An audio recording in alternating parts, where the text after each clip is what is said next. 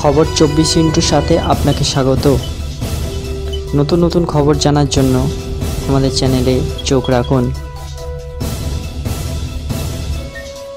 নমস্কার সুধী দর্শকবৃন্দ, সুস্বাগতম আমাদের এই ছোট্ট চ্যানেলে।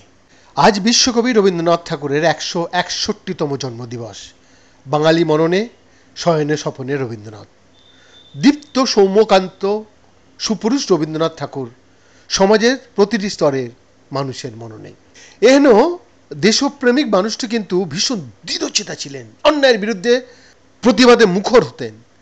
আর আজ 24-এর নির্বাচনের ভাষণের মঞ্চে মঞ্চে প্রতিটি রাজনৈতিক দলের ফাঁপা আওয়াজ, সাথে ধর্ম নিয়ে যে মাতামাতি, উনি জীবিত থাকলে আরও অনেক কিছু উদ্ভাবনী লেখনী পেতাম আমরা হয়তো। আজ ওনার প্রতি পূর্ণ হৃদয়ের ভালোবাসা শ্রদ্ধা জানিয়ে কিছু কথা আমাদের দর্শকদের উদ্দেশ্যে বলতে পারেন। রবীন্দ্রনাথ ঠাকুর পরবর্তী যুগে রাজনীতিতে দুর্বৃত্তায়নের প্রবেশ কেন উত্তরোত্তর বৃদ্ধি পেয়ে চলেছে। যেমন ধরুন, এক ভয়ানক সামাজিক অপরাধী ব্রিজভূষণের ছেলেকে লোকসভার টিকিট দিয়ে যে হাস্যকর যুক্তি ওই দলের, প্রজ্জ্বল রাভানার ভোট মিটে যেতেই ভয়ানক তার অপরাধের জন্য কেন্দ্রীয় তদন্তকারী সংস্থার লুকআউট নোটিশ জারি। তালিকাটা দীর্ঘায়িত না করে জিজ্ঞাস্য ওনাদের দরবারে, ধর্ম এবং অপরাধীদের নিয়ে কিন্তু বেশি দিন কি আপনারা চলতে পারবেন? চলা কিন্তু যাবে না। আর বাংলার জনগণের সরকারের কিছু কিছু অপরাধীদের আড়াল করার চেষ্টার সাথে কিছু ঔদ্ধত্য নেতা নেত্রীদের টিকিট দেওয়াটা বড়ই বিশ্বদৃশ্য। বিস্ময়ের যে বিষয়টা বর্তমানে ময়ূরীয় রূপ ধারণ করেছে, সেটা হলো যুবক যুবতীদের রোজগারের সংস্থান বৃদ্ধি করতে কৃষির সাথে শিল্প স্থাপনের অনাগ্রহ পরিবর্তে ফ্রি দেওয়ার প্রতিযোগিতা অবিলম্বে বন্ধ করে যুবক যুবতীদের রোজগারের রাস্তাটা মসৃণ করাটা সময়ের চাহিদা। রাজনীতিতে দুর্বৃত্তায়ন যদি বন্ধ না করা যায়, তার ভবিষ্যৎ যে ঘোলা ঝাপসা হয়ে চলেছে, সেটা নাকি এখনো কেউ চিন্তা করবেন না। এরই মাঝে কিছু মানুষ অন্যায়ের প্রতিবাদে সর্বস্ব সঁপে দিয়ে লড়াইয়ের ময়দানে। এরকমই এক সত্যিকারের নির্ভীক ভারত মায়ের সন্তান বোম্বাইয়ের গৌতম আগরওয়াল। উনি আমাদের গোচরে এমন এক অপরাধ সামনে নিয়ে এসছেন, সেটা হলো মুম্বাইয়ে এক প্রাইম লোকেশানে মীরা মাহেন্দ্রা রোডে পরিত্যক্ত এক শত্রু সম্পত্তি, যেটার মালিকানা ভারত সরকারের হাতে।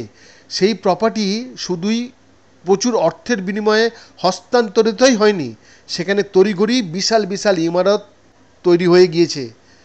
ভারতের মুম্বাই হামলায় হাজার হাজার নিরপরাধ মানুষের খুনির অর্থের যোগানে। এই বিষয়ে দীর্ঘ প্রায় 1.5 বছর যাবৎ গৌতম মাননীয় প্রধানমন্ত্রী, মাননীয় স্বরাষ্ট্রমন্ত্রী, মাননীয় রাষ্ট্রপতি, সাথে ইডি, সিবিআই, এনআইএ প্রত্যেকের দরবারে দিনের পর দিন ঘুরে ঘুরে এই বিষয়টি সম্বন্ধে অবহিত করেছেন। ফল, ওই সমস্ত দেশদ্রোহী প্রমোটারের দল আন্ডারওয়ার্ল্ডের সহায়তায় গৌতমের জীবন নাশ করার জন্য সব দিক থেকে চেষ্টা চালিয়ে চলেছে। তবে হালে 2024-এর জানুয়ারি মাসে মহারাষ্ট্র বিধানসভায় এই বিষয়টি উপস্থাপিত হতেই ওই রাজ্য তথা ভারতবর্ষের মানুষ শিউরে উঠেছে। এরপর কেন্দ্রীয় স্বরাষ্ট্রমন্ত্রী মহারাষ্ট্র সরকারকে নির্দেশ পাঠিয়েছেন এই বিষয়ে সত্যটা সামনে নিয়ে আসতে। কিন্তু মহারাষ্ট্রের যে রাজনৈতিক অবস্থা, সেখানে সবাই 24-এর ভোটযুদ্ধের আবহে নিজ নিজ গোষ্ঠীদের রক্ষা করতে এতটাই বিহ্বল, কে গৌতম আগরওয়াল সেটা ভাবার অবকাশ নেই তাদের কাছে। এই তো গতকালও দিল্লিতে গৌতম কেন্দ্রীয় তদন্তকারী অফিসারদের সাথে সাক্ষাৎ করলেন এবং উনি এতটাই আজ হতাশ, এবং সেই হতাশ হয়ে শুনিয়ে দিয়েছেন আগামী 5ই জুনের মধ্যে যদি অপরাধীরা সাজা না পায়, তবে এই ব্যর্থ জীবন তার রেখে কী লাভ। হ্যাঁ, আজ বিশ্বকবি রবি ঠাকুরের জন্মদিনে আমাদের এই বিশেষ প্রতিবেদন ওই সৎ আত্মার উদ্দেশ্যে। আরজি গৌতমদের ন্যায় বলিষ্ঠ ভারত মায়ের সন্তানদের রক্ষা করো তুমি হে সখা, আমার হাত ধরে নিয়ে চলো সখা, আমি তো পথ জানি না। Bureau report.